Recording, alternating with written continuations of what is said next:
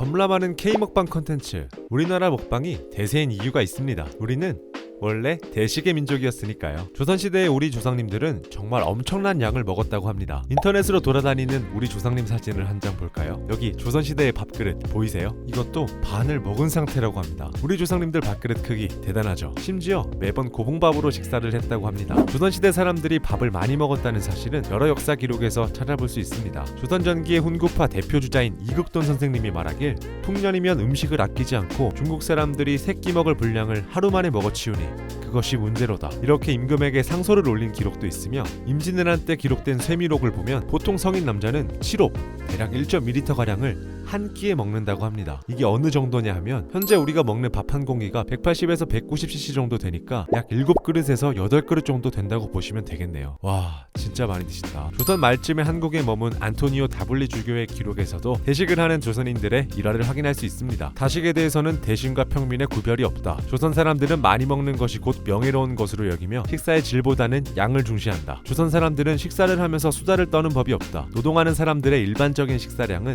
1리터의 쌀밥으로 이는 아주 큰 사발을 꽉 채운다. 각자가 한 사발씩을 다 먹어치워도 충분하지 않으며 계속 먹을 준비가 되어 있다. 많은 사람들이 2-3인분 이상을 쉽게 먹어치운다. 우리 신자들 중에 한 사람은 나이가 30세에서 45세가량 되는데 그는 어떤 내기에서 7인분까지 먹었다. 이것은 그가 마신 막걸리의 사발수는 계산하지 않은 것이다. 64세에서 65세가 된 어느 노인은 식욕이 없다 하면서도 5사발을 비웠다. 다블리 주교에 의하면 우리 조상님들은 주량도 정말 대단했다는 것을 알 수 있습니다. 영국 출신 여행 작가인 이사벨라 버드 비숍은 여행 기록문에서 이렇게 말했습니다. 3-4명이 앉아있으면 그 자리에서 20개의 복숭아와 참외가 없어지는 것이 다반사이다. 우리 조상님들은 과일까지 많이 먹었다는 것을 알 수 있습니다. 구한말 조선을 여행했던 오스트리아의 귀족 출신 여행가 에르스트 포넷의 바르텍은 조선시대 식사량을 주변국과 비교했는데요. 조선인들이 대식가라는 점에서 비교할 만한 대상이 없었다. 일본인들은 자신의 이웃이 자신들보다 3배가량 더 많이 먹는다고 내게 말했었는데 나중에 제물포 개양장에 와보니 정말로 그랬다. 조선인들은 때를 가리지 않고 식사를 하는데 믿을 수 없을 정도로 많은 양의 밥이 붉은 고추와 함께 순식간에 사라지는 것이었다. 프랑스 선교사 샤를 달레는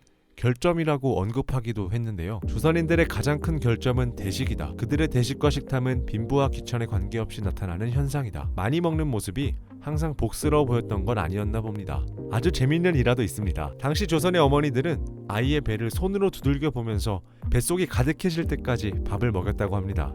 때때로 숟가락 자루로 아이의 배를 두드려 보다가 속이 꽉 찼을 때 비로소 밥 먹이는 것을 중단했다고 하네요. 당시 일화를 보면 우리 조상님들의 먹는 것에 대한 애착을 볼 수 있습니다. 그렇다면 대체 왜 그렇게 많이 먹었을까요? 그 이유를 살펴볼게요. 첫 번째, 단백질 부족 현상. 국과 채소, 간장이 반찬의 전부였던 시절, 고기 먹을 기회가 적어 주식인 쌀로는 필요한 단백질을 섭취하기가 부족했을 것이라는 이야기가 있습니다. 당시 서구 문화와 비교해봤을 때 밀이 쌀보다 70% 정도 많은 단백질을 가지고 있어 쌀 섭취 국가는 똑같이 주식인 곡물만 섭취하더라도 단백질 섭취에 불리했을 것입니다. 이는 대식하는 식사 사진에서 유독 밥은 어마어마한 데 비해 반찬은 보잘것없다는 것이 근거가 됩니다. 조선시대 평균 키는 남자 161.1cm, 여자 148.9cm였다고 합니다. 정말로 조선시대 때 단백질 공급이 풍부했다면 동시대에서 신장이 전세계 다른 나라 사람들을 압도해야 되는 것이 맞습니다. 당시 전세계적으로 비교해봤을 때 한국인의 신장은 매우 작은 축에 속했고 현재의 우리나라 남녀 평균 키인 174cm, 161cm에도 한참 못 미쳤었습니다. 두 번째, 저장 방식이 발달하지 못해서. 조선시대 당시에는 저장 방식이 발달하지 못해 저장 기간이 길지 못하고 유통망의 문제로 각 지역에 골고루 분배되지 못했었습니다. 먹을 수 있을 때 많이 먹어둬서 칼로리를 비축해두려는 풍조가 만연했다는 이야기가 있습니다. 무엇보다 우리나라는 여름에는 습하고 더우니 음식이 상하거나 썩기 쉬운 기후를 가지고 있었기 때문에 음식물을 버리기 이전에 잽싸게 먹어버리는 생존 본능 같은 것도 있었던 거죠. 하지만 농경사회였던 시절에는 대다수의 사람들이 성별을 불문하고 고된 노동을 하는 경우가 많았었고 금방 배가 고파지기 때문에 그만큼 많이 먹는 것이 당연했는지도 모르겠습니다. 셋째, 쌀밥에 대한 애정. 우리나라에는 밥에 관련된 속담이 유독 많습니다. 밥이 보약이다, 다 된 밥에 재 뿌리기, 밥 먹을 때는 개도 안 건드린다 등등. 또한 인사말로도 굉장히 많이 사용하죠. 밥은 먹고 다니냐? 언제 밥 한번 먹자. 이런 말들의 유래에서 우리 조상님들의 밥에 대한 애정을 엿볼 수 있습니다. 조선시대에는 화폐가 지금처럼 유통이 잘 되는 시대가 아니었습니다. 당시에는 세금을 쌀로 걷었는데 이는 밥을 먹는 이로 하여금 돈을 먹는구나, 세금을 먹고 있구나,